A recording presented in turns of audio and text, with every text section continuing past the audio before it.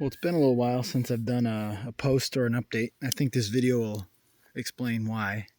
Just out here taking care of some things. So like I had this sprinkler. You can see these are spraying right now. This sprinkler was totally buried in this Mexican feather grass, which is a cool plant. And I got some pampas grass there. You see that sprinkler? That wasn't spraying anything because the grass had grown all up around it. It's part of the reason I got all this water running down here.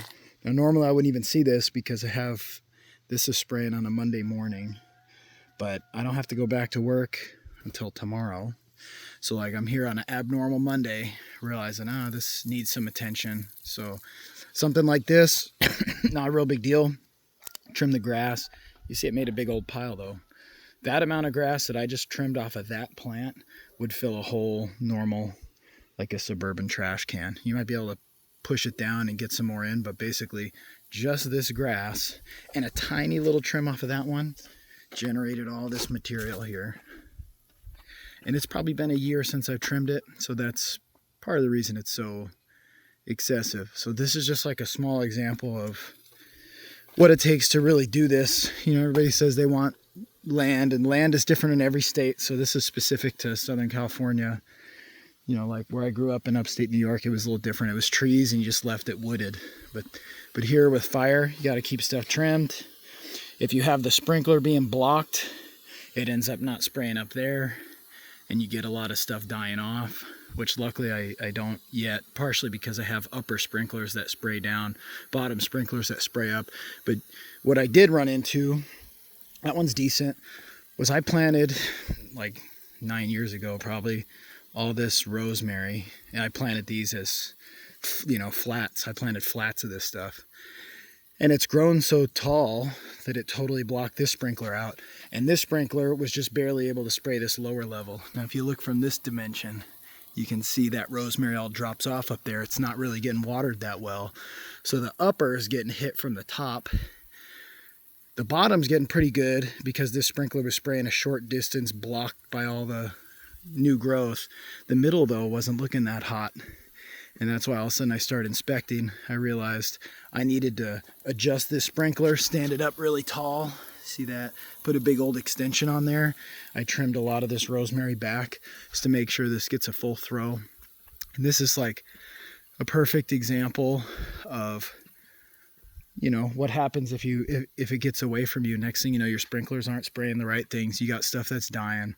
I'm spraying tons of water. Water's like gold out here. So if I'm spraying a lot of water, I need it to go where it's supposed to go, not overwater this, overflow the edge, run down this drain, and I'm like literally just throwing water in the trash, or the drain, you could say. So kind of managing time and managing priorities is going to be very critical to doing this. So like this has gotten to be, I could work every single Saturday and Sunday throughout the year, 52 weeks a year, and I could do 8, probably 10 hours a day for me to actually keep up with all this. Like recently trimmed this, trimmed that. I'm trying to get these trees to come over like a canopy because I'd love to have some extra shade here, you know, so managing that. When I do that, that's a whole dumpster load right there. Now I could bring in, you know, a chipper, like a wood crew, a tree crew. That would be actually great. But you look around, I got 300 trees. Yeah, like $10,000 a year I could bring somebody in and have them, you know, trim a bunch of trees and chip it up and make me some mulch. It'd be cool, but I'm gonna guarantee you it'd be 10 grand. They'd probably spend a full week here with a whole crew of people cutting branches and dragging them and chipping them, right? So what I do is a little different. Like this palm, for example, that sucker's ready, and here in Southern California, the big fear is, at least for me, is not earthquakes, it's fire. So that tree really needs to be trimmed. I especially am worried about it because it's not that far from my house. Those I just trimmed. There's a palm there I just trimmed. On the other side I just trimmed. There's some palms down the way I just trimmed. So like I go after the palms. Then this one, the reason I didn't trim that one is because I'm gonna zoom in here. I got a 1.5 yard dumpster right there, and you see it's loaded 2 feet over the top of the dumpster. I'm not even really supposed to do that. But I know the trash guy pretty good. I hook him up, you know, holidays, and, you know, sometimes I'll pick like a fresh bag of fruit and set it out there for him. So we're good. He'll drag that sucker out of there overfull, and he won't say a word. He's really good. But I'm overfilling that dumpster every single week, 52 weeks a year, guaranteed. It's overfull. And we do a couple community brush collection events a couple miles down the road here. And I'm the #1 customer. I will haul that truck and trailers. I'll probably do about 3 to 4 full 8-foot beds and a 20-foot trailer.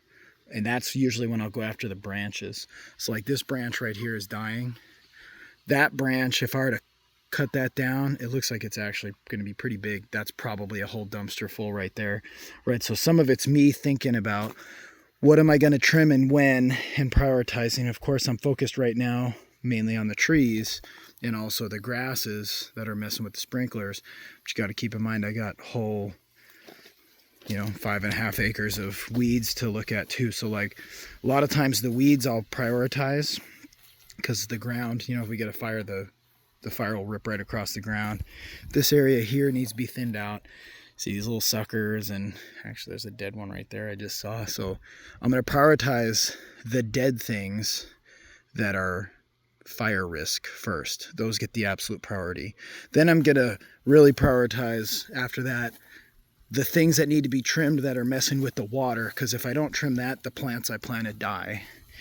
Right, and then after that, I get to look into like trimming for beautification. So right now I got Javier. We're gonna go down and check out what he's out. You know, I've transitioned. I don't do every Saturday and every Sunday.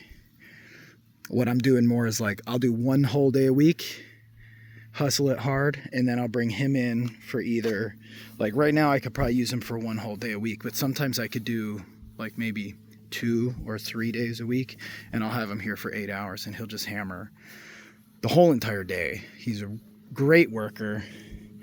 His English is not amazing, but he's got the right attitude. He works hard. He's legal, legit, and I pay him $20 an hour. And for this labor, you know, that's not great, but I'm paying $4 over minimum wage or $3.50 over minimum wage, you know, so it's cool. And then when his vehicles break, I take care of him. So I'm really happy with having him as a worker. But here's what he doesn't know, and this is, if you decide to go the laborer approach, here's what you need to know. I'll put him on a job and I'll be like, yeah, get the weeds in this area. And then he'll be like, oh, the tree needs to be trimmed. And I agree. This tree does need to be, well, it did need to be trimmed. He trimmed it. There's a lot of little suckers and stuff like we were talking about, or like this tree also. He just trimmed really nice. And I like the way it turned out. It's great. Because it was kind of hanging over the stairs. But, you know, he's not really thinking of the overall perspective. So I really need to manage him. And I suspect it'll be same for you, because, you know, like I had him come work today. He actually just worked on Wednesday, and it's only Monday, so like I'm getting him really often. And my goal for that was to take care of some of these weeds, which I'm about to show you now. But while we're on our way, like, look at all this pampas grass. I mean, this is a lot of material here, and it's been about 6 months. So like I need to trim all that pampas grass. It's getting up into this peach tree. Actually, this is a nectarine. So like I got a lot of work to do in here. Zoom out a bit. But I'm not prioritizing this because I got things like this. This needs to go right away. And I cleared this around that fruit tree so it would do better. You know, it's fruit trees an investment. I pulled these weeds and chaparral and whatever, and now it's a pile of fuel for a fire. So that's priority 1. Eventually I'll get to these. These are not, it's like a safety thing. So if I put him on a job, he'll just be like, oh, those need to be trimmed. I tell him pull weeds here, and he's good. He does that. Then he sees the tree, and then he trims the tree. And then he may come over here and trim the grass, which is cool, except I got ants all over me. Let me just wipe myself off. Except here's the problem. My dumpster's overfilled. That doesn't get emptied till Thursday. It's Monday. So I had him come today because I'm like, hey, you could work a half a day. I got some stuff. He just pulled weeds here. That's great, but look at the back of this truck. Right, I mean, he's doing good. But now the truck is full. full 8-foot bed mounted over. That's a dumpster load right there. So I got full dumpster down there, a full truck down here. Still got some stuff I want to do. So like where I would critique the way a laborer would handle it is they'll just be like, oh, that tree needs to be trimmed. Boom, and they'll trim it. That'll fill the dumpster. He'll trim that tree. That'll fill the truck. And then I'll be like, yeah, but what about the dead stuff? And they're like, well, there's no room. You know, so the idea of getting some acres and just like telling somebody, hey, you take care of it, you're gonna have to have a more elaborate plan than that. Because here you could try to have piles of this crap everywhere, you know, and that's what some of my neighbors do. They have piles where they throw their branches. Like this one neighbor over here, there's a ravine back there, like a water, you know, erosion ravine, and they just throw all their branches in there, palm branches and all that type of stuff. And like, I'm not even trying to judge, but you know, if a fire ever comes through, you don't want all this dead stuff in piles. It's also messy. So my approach is like super clean, very fire conscious. Whatever I trim, haul it away in the dumpster. Now that's kind of pricey. I'm paying like $140, I think, a month. But you know, that's what it's really going to take to do this legit. So I love the place. It's a ton of work.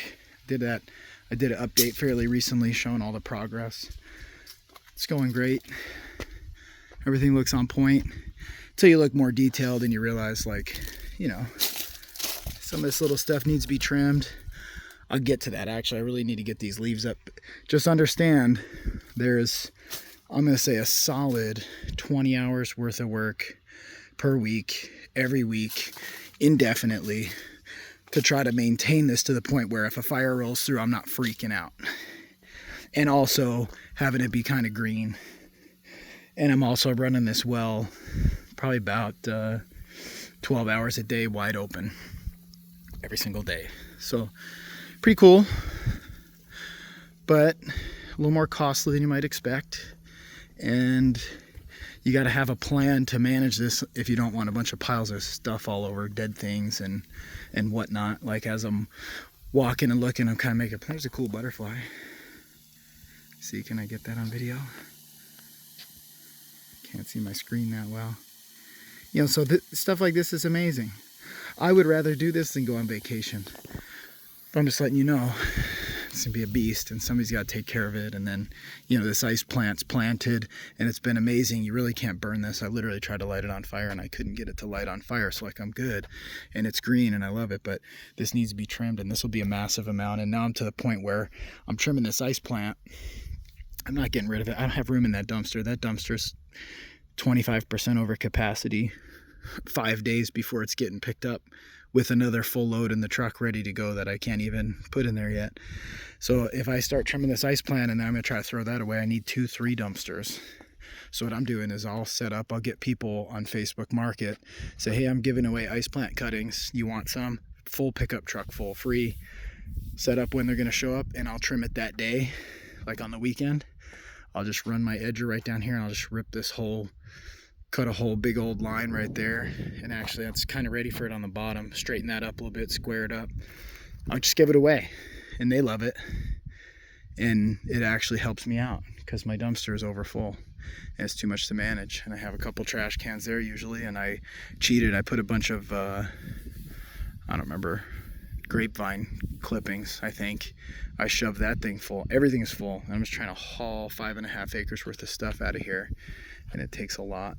Like even that ice plant's ready to be trimmed. That'd be a cool thing. Somebody in a residential area says they want ice plant. I'll trim that. I'll just give them that amount. I'll be like, bring a couple trash bags, and just that little bit right there will be good. It'll be good for them, and I'll get rid of it. So that combined with running around and checking all these sprinklers at all times, and you know, like I was pumping water a little crazy, and my well was tripping the last couple months, and I was fine tuning. I have different things watering at different time and trying to stagger that, and then pumping a lot of water, using a lot of power. So cleaning the solar panels to try to maximize that production, and you know, in the meantime, making everything go. This is a beast here. So everybody says they want to do it. and maybe they do, but you ain't gonna be. People ask me like, have you seen this movie? Nope. Don't know anything about that movie. I don't have any cable. I don't have any like Netflix or Hulu, or I don't even know what's popular. I don't have any of that type of stuff. What I have is a tree right there that needed to be trimmed, and that's what I did on Saturday. Trimmed that whole tree, made it look good, stuffed the stuff in the dumpster, hauled it out of here. So this is a different life. Just want to, give you some insight after 9 years and getting a place dialed in, and keeping it dialed in like is much more manageable. When I was actually trying to build all this crap, it was really insane. So now I'm cranking up the amount of work I'm doing and trying to increase my income by working more for pay. But even still, I'm gonna say this sucker needs about 20 hours a week.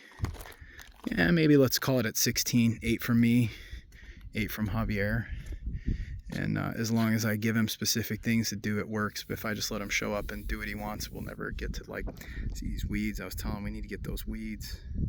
So I want to get those weeds right there, but I got no room for them.